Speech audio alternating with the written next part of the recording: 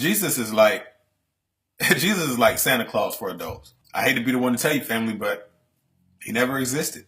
He he never existed. And if you had to put a label or a title on someone like me that holds this idea or ideology, it would be uh, mythicism. But I think that if you look at it objectively and you kind of take yourself out of the glass jar of belief that you've been placed into, and that lid has been sealed so tight, you can see that this is just as ridiculous as any of the other religions that we easily write off. So I'm going to take you through 5 quick reasons why Jesus never existed. I'm going to give you a couple of books to look into to start you off if you've never even heard anybody say this before. So I want all of my family out there who are conscious, I want you to share this video. Christians, I want you to understand that I don't make these videos to hurt you at all. It's all done with love. But yeah, Jesus never existed. And he ain't coming back for your black ass. All right. So number one, we got to look at the birth of Jesus Christ. His whole existence hinges on how he was born or that he was born, period. We know that at least 2,000 years ago, all human beings were born from their mother. Every single one of them who was impregnated by that child's father. Every single one of them. All right. So now we have a story where a spirit impregnated a human being. Well, family, we know this is just ridiculous. It's just as ridiculous as the story of Zeus and all of these other mythical gods. And you know what? At the end of the day, Christianity is going to find its place in the graveyard of mythology, just like all the rest of them.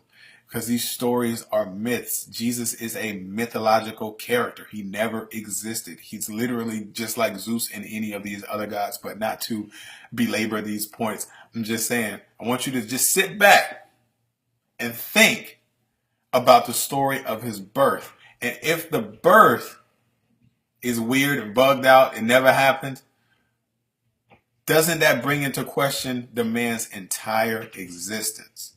Think about that, family. The Gospels are what we know of Jesus Christ. Matthew, Mark, Luke, and John, that is where pretty much everything that we know of Jesus Christ exists. But they aren't the authors of those Gospels. Even before you go to the Gospels, it says, according to this person. It doesn't say by this person. And historians, honest theologians, they agree that Matthew, Mark, Luke, and John did not write these books at all. These books were written close to the end of the first century. And that's when they were started to be written. So these books were not written by these men. What does that mean? That means that we have no eyewitness accounts of Jesus Christ at all. None. They're supposed to be the eyewitness accounts, but they didn't even write these books. In fact, no one knows who wrote these books at all. They're completely anonymous. So you're putting all of your faith into books that are written anonymously. Look it up for yourself, family. They did not write those books at all. Number 3, there's no physical evidence at all of Jesus Christ. Not a bone, not a tooth, not a hair, nothing. There is no body, nothing. And I find this interesting because in the Bible it says that flesh and blood cannot enter into the kingdom of heaven.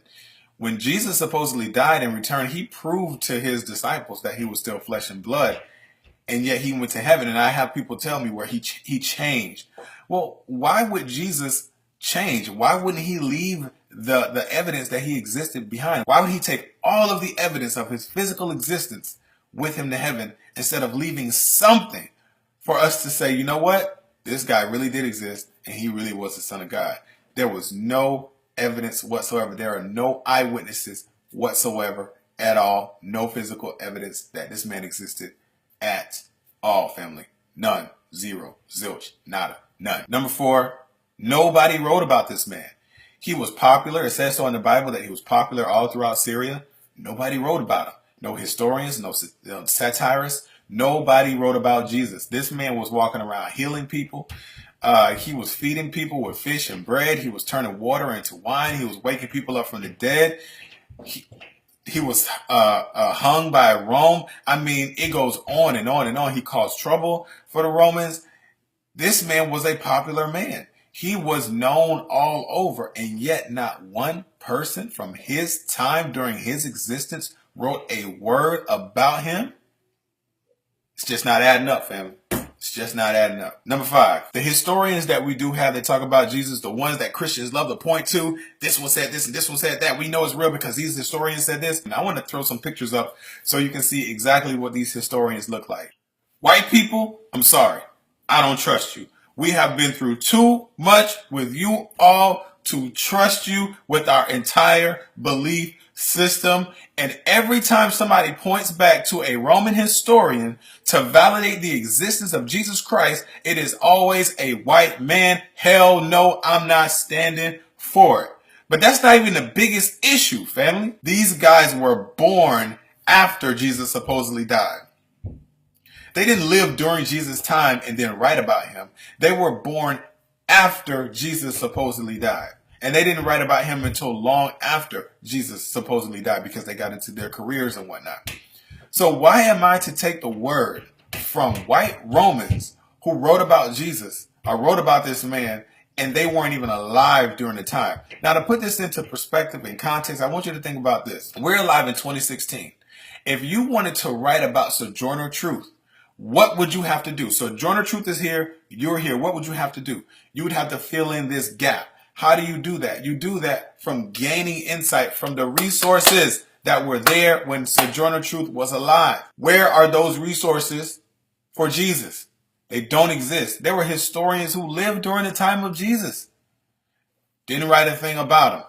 Nothing. Nada. Zero. Zilch. There's literally no evidence whatsoever, which leads me to believe that these people merely wrote Jesus into history.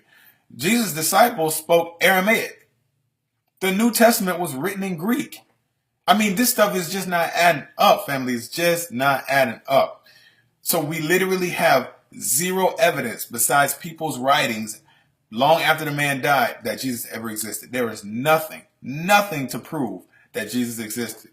And that's why I'm telling you today that he never did. Family, it's time to get over these cartoon religious beliefs. Jesus never existed. I got a couple of books for you, family. As you begin your journey, these are standard reads. Standard reads if you want to learn how Jesus was created. A lot of people say, well, how can it be that this great person never existed?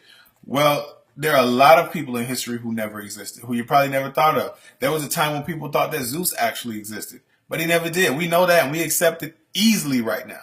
We accept it easily, but he never existed either. But at a time, there are people who believe that he did. Same thing for Jesus Christ. All right, first book is called Christianity Before Christ. It's written by John Jackson. And the second book is written by a brother, Walter Williams. It's called The Historical Origins of Christianity. Really good books, family. Good reads to get you started on how this whole thing began. And make sure you get the book that I am coming out with very soon. It's called It's Okay to Let Go. You can find it at itsokaytoletgo.com. Family, I'm sorry to be the one to tell you, but you need to hear the truth.